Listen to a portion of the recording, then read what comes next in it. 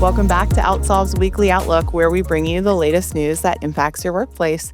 I'm Meghan here again with Jeremy Mancheski, founder and CEO of OutSolve, and we're bringing you all of the updates that you need to know. Before we get started, I actually have some exciting news to share. Jeremy, you were recently named a Most Admired CEO by New Orleans City Business. This honor recognizes the top C-suite executives who consistently demonstrate remarkable leadership, integrity, commitment to excellence, and community engagement. So on behalf of all of us at OutSolve, I just want to say congratulations as we kick off today. Well, thank you. This wasn't on my notes.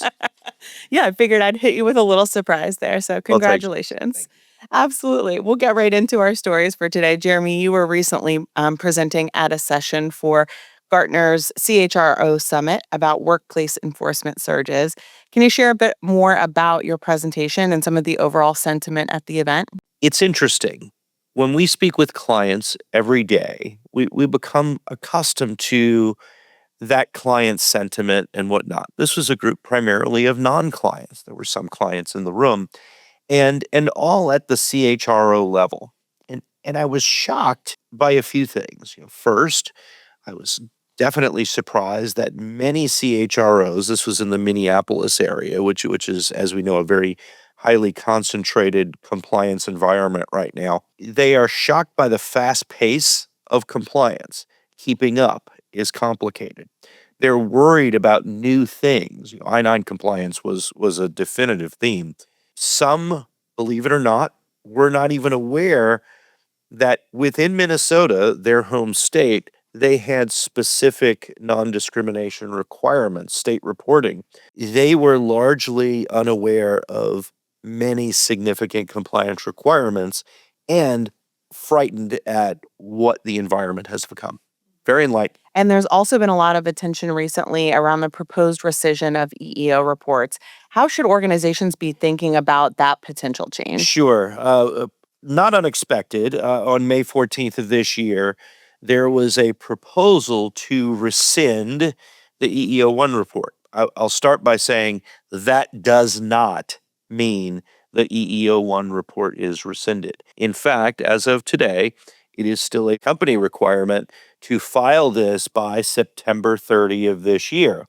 Now, of course, there's no portal to do it at this moment or an actual effective way. So what needs to happen is there needs to be a comment period that has not yet opened. Remember, let's say we give a 60-day comment period, that means here we are sitting June 1, so that's June and July, if it were to open today, and it hasn't. Then those comments have to be read, assimilated, and some valuation as to whether the actual rescission would occur would have to take place. So before September 30th. This kind of thing has happened in the past. It does not mean the EEO-1 report or the EEO-2, 3, 5, etc., which are all proposed to be rescinded as well. That does not mean they're going to be rescinded. In fact, it is a very, very, very tight timeline. I would not consider that you're not going to have to file the EEO-1 report. In fact, even if there is a rescission, you really must retain this data. It is unlikely that, in my opinion, that the EEO-1 will stay gone for very long. Go back to 2019. The Obama administration had added a component to the EEO-1 report, compensation. The first Trump administration attempted to rescind that report, didn't go through the appropriate comment period, etc., was compelled by courts to open that. In fact, there was a very truncated period where you had to file 2 years of reporting for that. Then they did go through the rescission to actually eliminate it. The EEO-1 report is so ingrained. In fact, the comments, I am certain, that are going to be out there are going to be just excoriating to the administration on this. Yeah. And OutSolve will keep you updated on any future announcements. We'll do that through our blog, through social media, through our newsletter, through communications like this. So definitely stay tuned and we will keep you updated with all the latest. Switching gears a little bit, kind of jumping back to I-9 compliance, we touched on it a little bit earlier. OutSolve commissioned research into the state of I-9 compliance in our latest research report, The Operational Impact of Intensified I-9 Enforcement. The research highlights some significant fines that were issued to companies for employing unauthorized workers. What are the key takeaways for employers out of this research report? Sure. Big fines from this administration, up to $6.1 million. And remember, it's not just the fine itself. In fact, we've heard instances of companies saying, well, we're okay to pay the fines. But what about your workforce? You employ those people for a reason. You have, if you can no longer employ a certain percentage of your workforce, that would mean lost productivity, not to mention the reputational damage associated. So doing I-9s correctly is critically important, remains top of mind. When I was at the Gartner conference in Minnesota, that was, and let's face it, Minnesota has been a hotbed for I-9 enforcement. That was clearly top of mind to CHROs, making sure they have a solid I-9 process. There are 10,000 new ICE agents out there.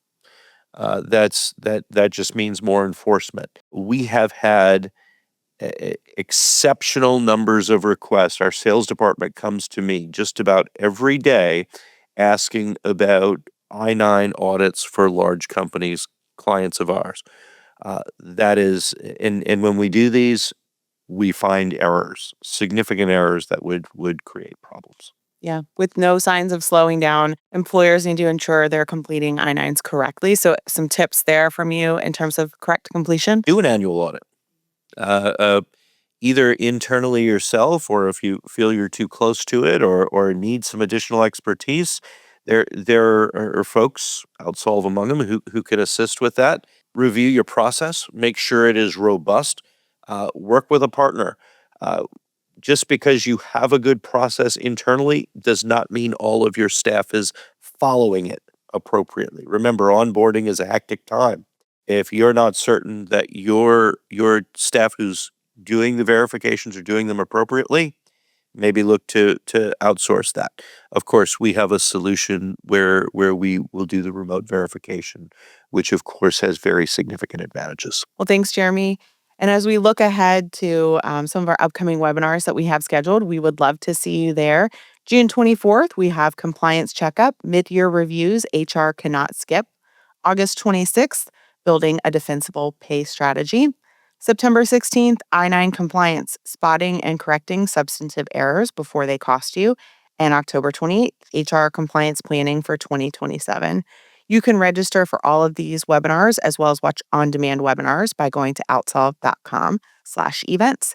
And as always, continue the conversation in our Slack community, HR Gumbo City. It's built specifically for HR professionals.